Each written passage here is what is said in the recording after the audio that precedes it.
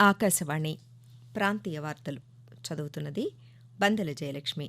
ముఖ్యాంశాలు: దేశంలో 2 కోట్ల మంది మహిళలను లక్షాధికారులను చేయాలని తమ ప్రభుత్వం లక్ష్యంగా పెట్టుకుందని ప్రధానమంత్రి నరేంద్ర మోదీ పేర్కొన్నారు. ప్రధానమంత్రి ఉజ్వల యోజన కింద ఇస్తున్న ఉచిత గ్యాస్ కనెక్షన్లను సద్వినియోగం చేసుకోవాలని రాష్ట్ర వ్యవసాయ శాఖ మంత్రి డాక్టర్ కాకాణి గోవర్ధన్ రెడ్డి సూచించారు. తమ సమస్యల పరిష్కారం కోసం అంగన్వాడీ కార్యకర్తలు, ఆయాలు చేపట్టిన సమ్మె 35వ రోజుకు చేరింది. కేంద్ర ప్రభుత్వ సంక్షేమ పథకాలను అర్హులైన లబ్దిదారులకు అందజేసేందుకు నిర్వహిస్తున్న వికసిత్ భారత్ సంకల్పయాత్ర రాష్ట్రంలో విజయవంతంగా కొనసాగుతోంది. భారత సైన్యం ధైర్య సాహసాలను, పరాక్రమాన్ని, ధీరత్వాన్ని గుర్తు చేసుకుంటూ ఈరోజు సైనిక దినోత్సవం నిర్వహిస్తున్నారు. దేశంలో 2 కోట్ల మంది మహిళలను లక్షాధికారులను చేయాలని తమ ప్రభుత్వం లక్ష్యంగా పెట్టుకుందని ప్రధానమంత్రి నరేంద్ర మోదీ చెప్పారు. పీఎం జన్మన్ పథకం ప్రారంభంలో భాగంగా ఈరోజు జార్ఖండ్ నుంచి దృశ్య మాధ్యమం ద్వారా దేశవ్యాప్తంగా 100 జిల్లాల్లోని లబ్దిదారులతో ప్రధానమంత్రి ముఖాముఖి నిర్వహించారు. పలువురు లబ్దిదారులు తాము పొందిన కేంద్ర ప్రభుత్వ సంక్షేమ పథకాల లబ్దిని ప్రధానమంత్రికి వివరించారు. ఉమ్మడి శ్రీకాకుళం జిల్లా సీతంపేట ఐటీడీఏ కార్యాలయంలో ప్రధానమంత్రి ప్రసంగాన్ని గిరిజనులు వీక్షించేందుకు ప్రత్యేక స్క్రీన్ను ఏర్పాటు చేశారు. ఇక్కడి నుంచి పాల్గొన్న కేంద్ర న్యాయశాఖ మంత్రి అర్జున్ రామ్ మేఘ్వాల్ మాట్లాడుతూ ఆదివాసీల జీవితాల్లో వెలుగులు నింపే ఘనత ప్రధానమంత్రి నరేంద్ర మోదీకే దక్కుతుందన్నారు. ఆదిమ తెగలు, గిరిజనులకు సొంతింటి కల నెరవేర్చే బాధ్యతను కేంద్ర ప్రభుత్వం తీసుకుందని చెప్పారు. సంక్రాంతి పండుగ సందర్భంగా ప్రధానమంత్రి జన్మన్ పథకం ద్వారా దేశంలో సొంత ఇల్లు లేని ఆదిమ జాతి గిరిజనులకు సొంతింటి కల సాకారం కాబోతుందన్నారు. ఈ సందర్భంగా ప్రధానమంత్రి మాట్లాడుతూ 2 करोड़ दीदी को लखपति बनाने वाला हूँ. कितनी चीजों को समझती हैं. सब लोग गर्व करते होंगे कि हमारे देश में गांव में भी मातृशक्ति कितनी सामर्थ्यवान है, कितनी चीजों को समझती हैं. सब लोग गर्व करते होंगे. పేద ప్రజల కోసం కేంద్ర ప్రభుత్వం ప్రధానమంత్రి ఉజ్వల యోజన కింద ఇస్తున్న ఉచిత గ్యాస్ కనెక్షన్లను సద్వినియోగం చేసుకోవాలని రాష్ట్ర వ్యవసాయ శాఖ మంత్రి డాక్టర్ కాకాణి గోవర్ధన్ రెడ్డి సూచించారు. శ్రీ పొట్టి శ్రీరాములు నెల్లూరు జిల్లా పొదలకూరు మండలం తోడేరులో సంక్రాంతి సందర్భంగా లబ్దిదారులకు ఉజ్వల యోజన కింద ఉచిత గ్యాస్ కనెక్షన్లు, స్టవ్లను పంపిణీ చేశారు.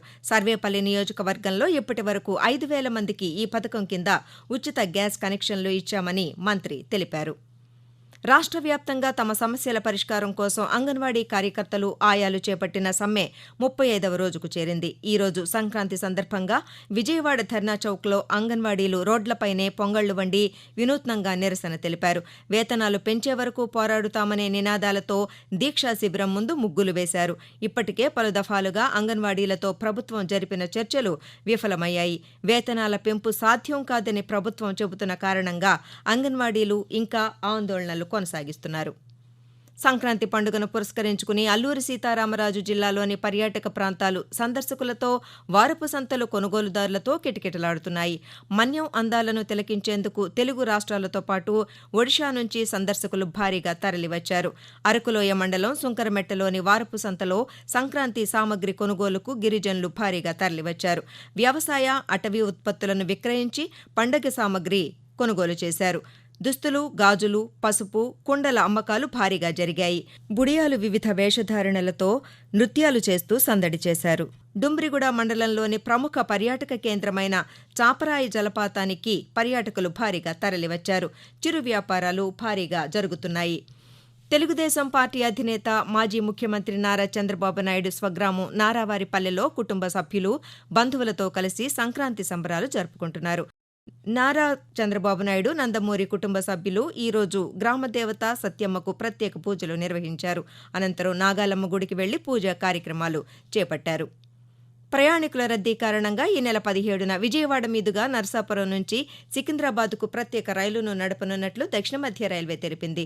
ఈ రైలు 17వ తేదీ సాయంకాలం 6 గంటలకు నర్సాపురంలో బయలుదేరి తర్వాతి రోజు ఉదయం 4 గంటల 50 నిమిషాలకు సికింద్రాబాద్కు చేరుకుంటుంది.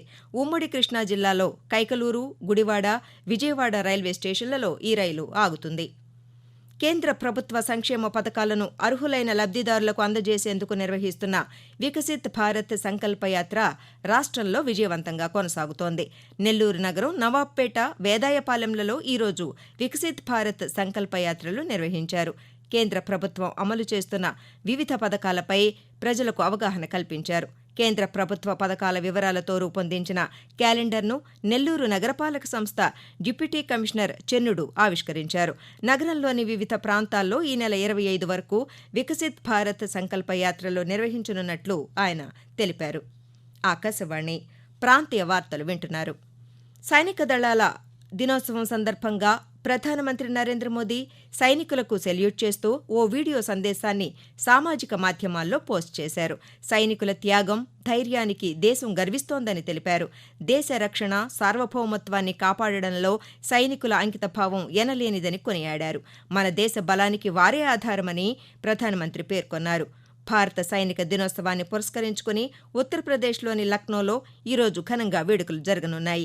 ఈ కార్యక్రమానికి రక్షణ శాఖ మంత్రి రాజ్నాథ్ సింగ్, ఉత్తరప్రదేశ్ ముఖ్యమంత్రి యోగి ఆదిత్యనాథ్, ఆ రాష్ట్ర గవర్నర్ ఆనందీబెన్ ముఖ్య అతిథులుగా హాజరు కానున్నారు. భారత సైన్యం ధైర్య సాహసాలను, పరాక్రమాన్ని, ధీరత్వాన్ని గుర్తు చేసుకుంటూ ఈరోజు సైనిక దినోత్సవం నిర్వహిస్తున్నారు. భారతదేశానికి స్వాతంత్ర్యం లభించిన తర్వాత దేశానికి చివరి బ్రిటిష్ కమాండర్ ఇన్ చీఫ్గా వ్యవహరించిన జనరల్ ఫ్రాన్సిస్ బుచర్ నుండి లెఫ్టినెంట్ జనరల్ కెఎం కరియప్ప 1949 జనవరి 15వ తేదీన భారత సైన్యానికి కమాండర్ ఇన్ చీఫ్గా బాధ్యతలు స్వీకరించారు. ఆ సందర్భాన్ని పురస్కరించుకుని ప్రతి ఏటా జనవరి 15వ తేదీన సైనిక దినోత్సవం నిర్వహిస్తున్నారు. దేశ సరిహద్దులలో ఎముకలు కొరికే చలి, భారీ వర్షాలు, ఎండలను తట్టుకుంటూ తమ ప్రాణాలను సైతం లెక్క చేయకుండా దేశాన్ని కంటికి రెప్పలా కాపాడే భారత సైన్యం అందిస్తున్న సేవలను ప్రతి పౌరుడు స్మరించుకోవలసిన అవసరం ఎంతైనా ఉంది. విజయవాడలోని స్వరాజ్ మైదానంలో ఏర్పాటు చేసిన డాక్టర్ బిఆర్ అంబేద్కర్ 125 అడుగుల విగ్రహాన్ని ఈ నెల 19వ తేదీన రాష్ట్ర ముఖ్యమంత్రి వైఎస్ జగన్మోహన్ రెడ్డి ఆవిష్కరించనున్నారని, ఈ ప్రారంభోత్సవ కార్యక్రమానికి రాష్ట్రం నలుమూలల నుంచి ప్రతి ఒక్కరూ స్వచ్ఛందంగా తరలి రావాలని రాష్ట్ర SC commission chairman M Victor Prasad పిలుపునిచ్చారు. నిన్న నెల్లూరులోని అంబేద్కర్ భవనంలో ఆయన విలేకరులతో మాట్లాడుతూ భారత రాజ్యాంగ నిర్మాత అంబేద్కర్ విగ్రహాన్ని రాష్ట్ర ప్రభుత్వం ఏర్పాటు చేయడం చారిత్రాత్మక ఘట్టమన్నారు. సుమారు 400 కోట్ల రూపాయల వ్యయంతో ఈక్వాలిటీ ఆఫ్ లిబర్టీగా రాష్ట్ర ప్రభుత్వం ఈ విగ్రహాన్ని ఏర్పాటు చేసిందని పేర్కొన్నారు. ప్రధానమంత్రి నరేంద్ర మోదీ రేపు శ్రీ సత్యసాయి జిల్లాలో పర్యటించనున్నారు. ఇక్కడి లేపాక్షిలోని వీరభద్రస్వామి ఆలయాన్ని సందర్శించనున్నారు. అలాగే పాలసముద్రంలోని National Academy of Customs, Indirect Taxes and Narcotics నాసిన్ను సందర్శిస్తారు. ముస్సోరి, హైదరాబాద్లలో ఐఏఎస్, ఐపీఎస్లకు శిక్షణ ఇచ్చినట్లుగానే పాలసముద్రంలోని నాసిన్లో ఐఆర్ఎస్ పోస్టులకు ఎంపికైన వారికి శిక్షణ ఇస్తారు. దక్షిణాసియా దేశాలకు చెందిన ఐఆర్ఎస్ అధికారులు కూడా ఇక్కడ శిక్షణ పొందనున్నారు. ప్రధానమంత్రి పర్యటన నేపథ్యంలో రాష్ట్ర గవర్నర్ జస్టిస్ అబ్దుల్ నజీర్, ముఖ్యమంత్రి వైఎస్ జగన్మోహన్ రెడ్డి, కేంద్ర మంత్రి నిర్మలా సీతారామన్ కూడా హాజరవుతారని సమాచారం.